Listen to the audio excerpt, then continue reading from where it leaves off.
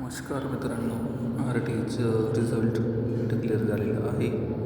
पण आता ते पोर्टलला आपण बघू काय तारखेला ते डिक्लेअर आहे.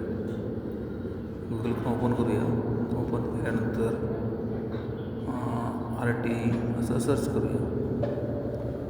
या ठिकाणी सगळ्यात पहिले लिंक ओपन करूया. या ठिकाणी ॲडमिशन शेड्यूल ॲप्लिकेशन राऊंडमध्ये घेऊया आणि रेग्युलर सिलेक्शन घेऊया. बघा, या ठिकाणी 10 तारीख आलेली आहे आणि नंतर ॲडमिशन आपल्याला घ्यायचं आहे. 10 ते त्या डेटच्या आत ॲडमिशन घ्यायचं आहे.